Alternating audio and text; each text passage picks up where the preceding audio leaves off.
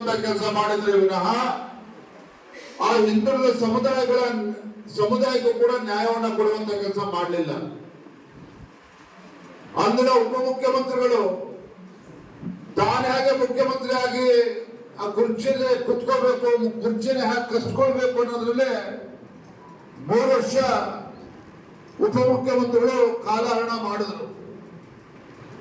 ನೀವೊಂದು ಕ್ಷಣ ಯೋಚನೆ ಮಾಡಿ, ಬಿಜೆಪಿ ಸರ್ಕಾರ ಇದ್ದಾಗ ಅಂದಿನ ಮುಖ್ಯಮಂತ್ರಿಗಳು ಯಡಿಯೂರಪ್ಪನವರಾಗ್ಲಿ ಬಸವರಾಜ ಬೊಮ್ಮಾಯಿ ಅವರಾಗ್ಲಿ ಎಷ್ಟು ಬಾರಿ ಉತ್ತರ ಕರ್ನಾಟಕಕ್ಕೆ ಬಂದಿದ್ರು, ಕಲ್ಯಾಣ ಕರ್ನಾಟಕಕ್ಕೆ ಬಂದಿದ್ರು, ವಿಜಯನಗರ ಜಿಲ್ಲೆ, ಕೊಪ್ಪಳ ಜಿಲ್ಲೆಗೆ ಬಂದಿದ್ರು ಅನ್ನೋದು ಕ್ಷಣ ನೆನಪು ಮಾಡ್ಕೊಳ್ಳಿ.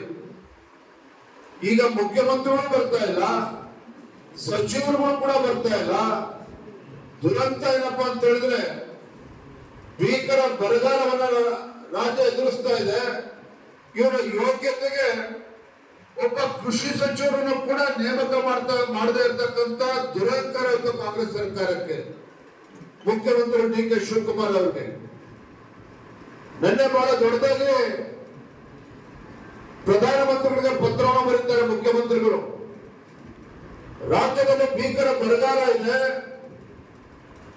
ಕೇಂದ್ರ ಅಧಿಕಾರಿಗಳ ತಂಡವನ್ನ ಕಳಿಸಿ ಪರಿಶೀಲನೆ ಮಾಡಲಿ, ಪರಿಹಾರ ಕೊಡಿ ಅಂತೇಳಿ ಮುಖ್ಯಮಂತ್ರಿಗಳು ಪತ್ರ ಬರೆದಿದ್ದಾರೆ.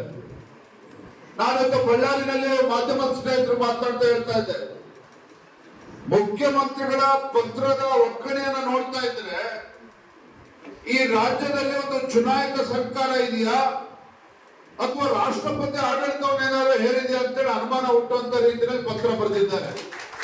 ಯಾಕೆ ಮಾತನ್ನ ಹೇಳ್ತಾ ಇದ್ದೀನಿ?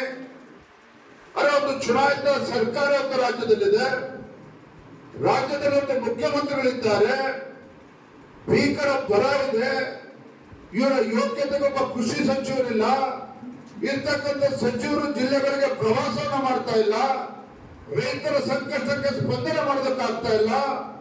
ಇವತ್ತು ತುಂಗಭದ್ರಾ ಅಣೆಕಟ್ಟಲ್ಲಿ ಭಾಗದಲ್ಲಿರ್ತಕ್ಕಂಥ ಅಕ್ಕಪಕ್ಕ ಜಿಲ್ಲೆಗಳೇನಿದ್ದಾವೆ, ಹಿಂದೆ ಬಿಜೆಪಿ ಸರ್ಕಾರ ಇದ್ದಾಗ 27 TMC ನೀರಿದ್ರು ಕೂಡ ಅಂದಿನ ಮುಖ್ಯಮಂತ್ರಿಗಳು ದೆಹಲಿಯಲ್ಲಿ ಕುತ್ಕೊಂಡು ಯಡಿಯೂರಪ್ಪನವರು ಈ ಭಾಗದ ರೈತರಿಗೆ ತೊಂದರೆ ಆಗಬಾರ್ದು ಅಂತೇಳಿ 27 TMC ಇದ್ರೂ ಕೂಡ ರೈತರಿಗೆ ಅನ್ಯಾಯ ಆಗಬಾರದು ಅಂತೇಳಿ ಕೆನಾಲ್ಗೆ ನೀರು ಹರಿಸ್ತಕ್ಕಂಥ ಕೆಲಸ ಮಾಡಿದ್ರು ನಮ್ಮ ಸರ್ಕಾರ ಇದ್ದಾಗ. ಆದ್ರೆ ಇರ್ತಕ್ಕಂಥ ಒಬ್ಬ ದುರಹಂಕಾರಿ ಸಚಿವ ಏನ್ ಹೇಳ್ತಾರೆ, ತಂಗಡಿಗೆ 75 TMC ಇದ್ದ ನೀರು ಬಂದ್ರೆ ಮಾತ್ರ ನೀರು ಬಿಡ್ತಾರಂತೆ. ಸ್ವಾಮಿ ತಂಗಡಿ ಅವರಿಗೆ ನಿಮ್ಮ ಯೋಗ್ಯತೆಗೆ ಅರ್ಥ ಮಾಡ್ಕೋಬೇಕು. 75 TMC